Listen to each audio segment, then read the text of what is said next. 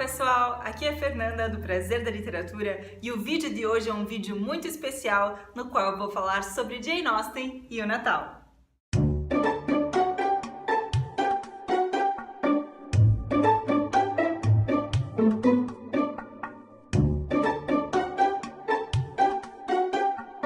Já estamos nos aproximando da véspera de Natal e por isso preparei esse vídeo muito especial para vocês e eu vou falar sobre duas das minhas coisas preferidas. Uma das minhas autoras favoritas, Jane Austen, e a minha época preferida do ano, o Natal. Durante esse mês de dezembro eu li o livro A Jane Austen Christmas, do Carlo De Vito. E nesse livro o autor escreve sobre como o Natal era celebrado na época de Jane Austen e ele também menciona 6 natais que foram muito importantes na vida dessa escritora. E por isso eu vou contar para vocês um pouco sobre como era a comemoração do Natal lá na Inglaterra regencial. Vou contar para vocês alguns dos eventos mais importantes que aconteceram na vida da Jane Austen durante a época do Natal e vou também contar para vocês como foi a minha experiência lendo a Jane Austen Christmas. Esse livro, aliás, é lindíssimo, ele é em capa dura, ele vem com essa jacket, então por dentro ele tem essa folha de guarda vermelha estampada e por fora ele é vermelho e verde, cores típicas do Natal. E ele também tem um design interior muito legal, vou mostrar para vocês. Ele traz ilustrações, fotografias e vou mostrar para vocês também como que é o início de cada capítulo, que tem um estilo especial, por exemplo aqui, ó. Esse livro do Carlo De Vito está separado em uma introdução, 6 partes e um epílogo. Cada parte se refere a um ano em especial na vida da Jane Austen. Jane Austen, ela mesma gostava muito do Natal, aliás, ela menciona essa festividade em todos os seus 6 romances. E a conexão de Jane Austen com o Natal já começa com o seu nascimento, que foi no mês de dezembro. Ela nasceu em 16 de dezembro de 1775. E naquela época o Natal não era celebrado apenas no dia 25 ou na véspera de Natal. O Natal era celebrado durante o mês de dezembro inteiro, ou então durante os 12 dias ou 12 noites de Natal, que ia do dia 25 de dezembro até o dia dos Reis, que é 6 de janeiro. Isso aqui que a gente tem aqui atrás, que é tão comum no Natal de hoje em dia, uma árvore de Natal, não existia na época de Jane Austen. Mas era comum as pessoas decorarem as suas casas com ramos, com visgos verdes e com frutas, principalmente maçã e laranja, que davam aquele cheirinho característico do Natal. E a celebração natalina, ao invés de ser um único jantar em família, era um mês inteiro de celebrações e também de visitas aos seus familiares. Era um período, portanto, de muita abundância de comida, de bebida, de entretenimento, porque a casa estava sempre cheia de comida pelo acaso de alguém aparecer para fazer uma visita. Jane Austen gostava muito dessa época, ela visitava muitos dos seus amigos, muitos dos seus familiares, o pessoal também chegava à sua casa, eles jogavam jogos de cartas, faziam peças de teatro, liam ao redor da fogueira, então essas eram atividades que eram muito típicas do Natal na época da Jane Austen, além da boa comida, é claro. O primeiro Natal na vida da Jane Austen mencionado pelo Carlo De Vito foi o de 1786.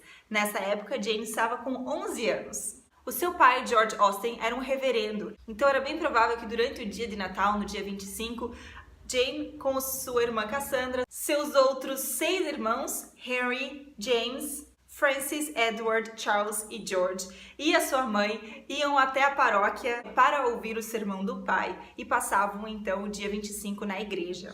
Outra tradição de Natal dessa época que eu não mencionei para vocês é o chamado Yule Log. Não existia uma árvore de Natal propriamente dita, como eu mencionei para vocês, mas existia o costume de buscar o maior tronco das redondezas e trazer esse tronco com cerimônia e pompa. As pessoas tiravam o chapéu para o tronco que vinha vindo para dentro da casa.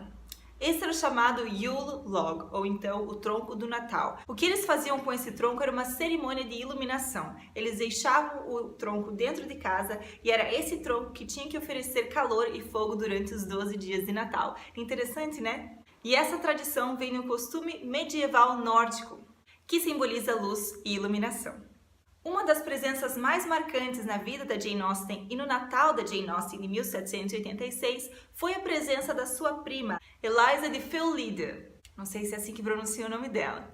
Ela era uma mulher muito extravagante para a época. Ela tinha nascido na Índia, tinha morado na Inglaterra, na França. Ela se casou com um capitão do exército francês, Jean-François Capot de Feuillide, daí o nome dela. Ele era um conde, então ela recebeu o título de condessa. Porém, o marido de Eliza era fiel à família real francesa e com a eclosão da Revolução Francesa em 1789, o capitão Jean-François foi preso e guilhotinado e Eliza se tornou uma jovem viúva. Mas nessa época, em 1786, Eliza ainda estava casada com o tal capitão francês. Ela ainda tinha o título de condessa, então ela foi uma presença extraordinária e principalmente muito influenciável para a jovem Jane Austen, que tinha apenas 11 anos na época. A Eliza flertava abertamente com homens e principalmente com dois irmãos de Jane, o Henry e o James. Depois de vários anos, quando Eliza já tinha ficado viúva, ela acabou se casando com Henry e se tornando cunhada de Jane Austen. Mas durante aquele Natal não passava de flertes, o que causou grande alvoroço na casa dos Austen. De qualquer modo, Eliza foi uma presença muito marcante para Jane, que a utilizou como modelo para diversos personagens dos seus romances. O segundo Natal de Jane Austen, mencionado por Carlo De Vito, foi em 1794. Jane já estava com 19 anos e a Inglaterra estava em guerra com a República da França. Porém, por mais que a guerra afetasse a vida de Jane, principalmente porque alguns dos seus irmãos participaram da guerra, lutaram em batalhas, a guerra nunca é mencionada em nenhum dos seus romances. Agora, com 19 anos, Jane já tinha iniciado a sua jornada pelo universo literário. Ela já escrevia desde criança, desde os 11 ou 12 anos. E algo que foi muito interessante na juventude e na infância de Jane Austen é que o pai dela, o reverendo Austen, encorajava a filha a ler e a escrever, o que não era normal para a época. O reverendo George Austen tinha uma biblioteca em casa, ele administrava uma escola para meninos ali dentro da casa deles, então por isso ele tinha diversos livros à disposição. Porém, normalmente o acesso a esses livros era negado às meninas. Mas não foi o caso com Jane e Cassandra, que tiveram acesso aberto aos livros do reverendo Austen. E desde cedo essa paixão pelas letras foi aguçada nas meninas. No seu aniversário em 1794, em 16 de dezembro de 1794, quando Jane fez 19 anos, ela recebeu um presente muito especial do seu pai. Foi uma escrivaninha de mogno portátil. Ela simplesmente se apaixonou por esse presente e a partir daí ela começou a desenvolver mais a sua escrita. Essa escrivaninha se encontra até hoje em exposição na British Library em Londres.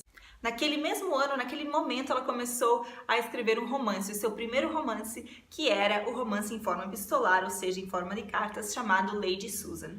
O terceiro Natal especial mencionado por Carlo De Vito foi o do ano seguinte, 1795. Então Jane estava agora com 20 anos e esse Natal foi muito especial, porque foi o primeiro contato de Jane com o amor. Jane tinha ficado muito amiga de uma família chamada Lefroy. Ela era muito amiga da senhora Lefroy e, por consequência, do seu marido, o reverendo Isaac Lefroy. Eles eram de uma família distinta inglesa e, como os dois perceberam algo de especial em Jane, ela era uma convidada frequente na casa dos Lefroy. Nessa época, com 20 anos, Jane gostava muito de participar de bailes. Bailes eram uma das principais fontes de entretenimento da época. Era o lugar onde jovens se encontravam, solteiros encontravam pares em potencial, uniões eram feitas, apresentações e era algo de muita animação, principalmente para jovens meninas da época. Durante a época de Natal, esses bailes eram oferecidos em quantidades ainda maiores, e num desses bailes, Jane conheceu o sobrinho da senhora Lefroy, Thomas Lefroy, ou o Tom. Ele tinha acabado de voltar de uma temporada de estudos na Trinity College, na Irlanda, onde ele estudou Direito, e agora estava trabalhando na capital inglesa, Londres.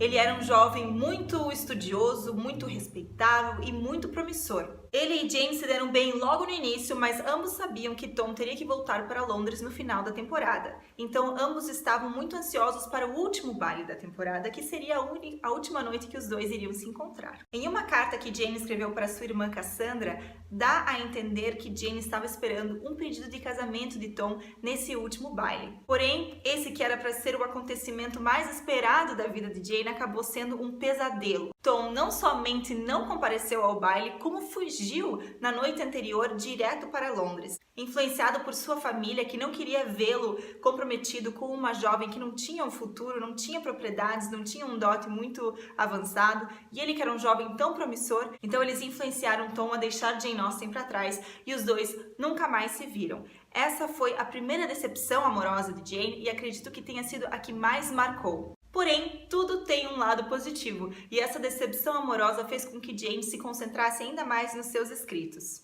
Passamos então para outro Natal, Natal de 1802. Então já deixamos para trás o século XVIII e entramos no século XIX. Jane já estava com 27 anos e a sua irmã Cassandra já estava com 29. As duas já eram consideradas solteironas, porque já tinham passado e muito da época de casar, como era o costume na época. Cassandra tinha ficado noiva de um jovem chamado Thomas Fowler, mas o Thomas tinha sido enviado em uma missão militar para o Caribe, onde contraiu febre amarela e acabou morrendo. Depois da morte do seu noivo, a Cassandra nunca mais se comprometeu com ninguém. Então Jane e Cassandra permaneceram solteiras durante todas as suas vidas. E isso era um comportamento inaceitável para jovens no período em que elas viviam. Elas não eram bem vistas pela sociedade e com a idade de 27 e 29 anos já eram consideradas spinsters, ou solteironas no português, que eram mulheres que seriam para sempre solteiras e o pior, como naquela época as mulheres não tinham direito à propriedade, elas não podiam herdar nada dos seus pais, elas corriam o perigo de entrar em uma crise financeira muito grande.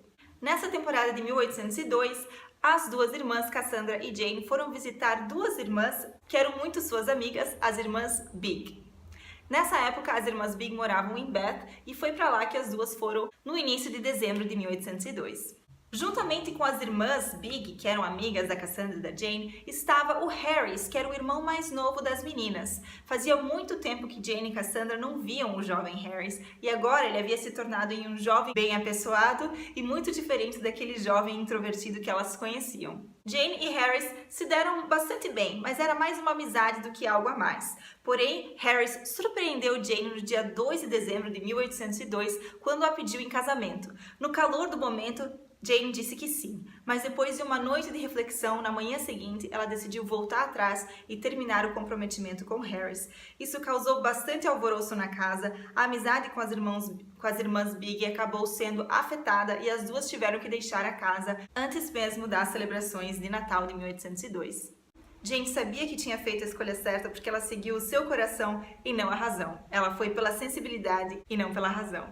Aliás, os casos amorosos, como podemos chamá-los, de Jane com o Tom Lefroy e com o jovem Harris são retratados no filme Becoming Jane ou Amor e Inocência, como foi traduzido para o Brasil, filme de 2007 com a Anne Hathaway no papel de Jane. Se vocês ainda não assistiram esse filme, eu recomendo muitíssimo.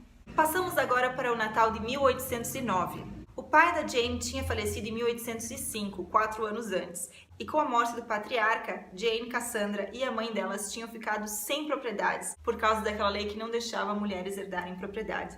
Então elas tiveram que mudar drasticamente seu estilo de vida, elas tiveram que mudar para outra casa e tinham que depender da ajuda dos irmãos, principalmente do irmão Henry, que ajudou muito Jane durante toda a sua vida. Em julho desse ano, 1809, as três mulheres se mudaram para Chawton, uma casa que Jane amava e onde até hoje se encontra o Museu Jane Austen. Devido ao seu novo estilo de vida muito menos requintado do que elas estavam acostumadas, Jane, Cassandra e a mãe obtiveram poucas visitas no Natal de 1809. Por isso, foi um Natal mais calmo, mais tranquilo. Jane aproveitou o momento para ficar com a família e para se dedicar à escrita. Foi nessa casa que ela revisou os manuscritos de Razão e Sensibilidade, que foi publicado em 1811, e Orgulho e Preconceito, publicado em 1813. Jane estava então na porta de entrada de se tornar uma escritora publicada. E pulamos agora para o Natal de 1815. Jane já havia publicado vários livros e estava preparando a publicação do seu mais novo romance, Emma, que chegou ao mercado em dezembro de 1815. Ela já havia se estabilizado como escritora e recebia certa quantia por seus livros, então ela podia se manter de forma bastante modesta financeiramente e também a sua irmã e mãe. Um caso curioso é que em dezembro desse ano, a Jane foi convidada pelo bibliotecário do príncipe regente, o George, que depois se tornou o rei George IV, para conhecer a biblioteca do Palácio Carlton House. Aparentemente, o príncipe regente adorava os romances da Jane Austen e queria muito que ela visitasse a biblioteca do palácio. Jane aceitou. Outra coisa que o bibliotecário sugeriu para Jane é que ela dedicasse o novo livro, Emma, ao príncipe regente. Ela não gostou muito da ideia, porque ela não gostava do comportamento do príncipe. De acordo com Jane, ele se vestia de maneira muito extravagante, era obeso, comia e bebia demais, se relacionava com muitas mulheres, mas logo Jane descobriu que uma sugestão ou pedido real é uma ordem. E ela sim dedicou o livro Emma ao príncipe regente da maneira irônica de Jane Austen que nós conhecemos. Jane estava então no auge da sua carreira literária que infelizmente foi muito breve. O epílogo nos conta dois últimos natais de Jane. Mal sabia a escritora que em 1815 ela veria apenas mais um Natal, o Natal de 1816, porque a escritora partiu em julho de 1817. Jane se sentia mais cansada do que o habitual, mas ela acreditava que era um mal-estar passageiro. No início de 1817, ela chegou a pensar que estava melhorando, escreveu cartas aos sobrinhos, à irmã, mas em abril ela sentiu uma piora significativa e escreveu o seu testamento. Em julho, 3 meses depois, ela faleceu. Jane, uma apaixonada pelas festividades do Natal, não pôde participar do Natal de 1817 e de nenhum Natal depois daquele. No entanto, até os dias de hoje, Natal de 2017, por exemplo, ela continua fazendo parte das nossas vidas através dos livros que ela nos deixou. Jane deixou 2 manuscritos não publicados depois da sua morte, A Abadia de Northanger e Persuasão. O seu irmão Henry publicou-os em 1818, depois da morte da autora. E dessa vez não foi de maneira anônima. Ele queria que o mundo inteiro soubesse que era Jane, a sua irmã, quem tinha escrito Persuasão, A Abadia de Northanger e todos os outros romances que tinham vindo anteriormente e sido publicados como Por uma Lady, by a Lady, por uma moça. Por isso, nessa noite de Natal, vamos pensar um pouquinho em Jane Austen, em como ela adoraria estar de volta ao redor do fogo do Yule Log, rodeada por familiares e amigos, pronta para um baile ou para um jogo de cartas, e no legado fantástico que ela nos deixou. Então é isso, gente. Essa é a mensagem e a história que a Jane Austen Christmas nos traz. Eu achei muito interessante essa premissa do Carlos de Vito, nos contar como que era o Natal naquela época, no período da Inglaterra regencial, que o príncipe George era príncipe regente antes de se tornar maior de idade e se tornar o rei George IV, final do século XVIII, início do século XIX. O Natal era diferente do jeito que a gente comemora hoje em dia, mas aquela atmosfera, aquele clima natalino de estar com a família, de estar em volta de coisas que te fazem bem, de pessoas que te fazem bem, continuam até os dias de hoje. A única coisa que eu não gostei muito nesse livro foi que há diversas citações que ele não coloca de onde tirou. Então, há citações em aspas, mas a gente não consegue encontrar a fonte original. E há muitas citações de outros materiais que ele não comenta. Então, parece, em certas partes, parece um recorte de citações e não um texto original. Mas, de qualquer forma, o conteúdo fez valer a pena. Amei essa leitura, amei saber um pouquinho mais da Jane Austen, amei saber como períodos do Natal foram importantes na vida dela, como ela sofreu a primeira desilusão amorosa, como ela foi pedida em casamento, mas voltou atrás, como ela amava sua irmã e seus irmãos, e como, de modo geral, ela amava o Natal. Então é isso, pessoal. Espero que vocês tenham gostado desse vídeo que eu fiz com muito carinho para vocês. Se você gostou desse vídeo, não se esqueça de dar um curtir e compartilhar com seus amigos nesse dia de Natal. Se você ainda não é inscrito no canal, não deixe de se inscrever. Uma ótima semana a todos, ótimas leituras e um maravilhoso e mágico Natal.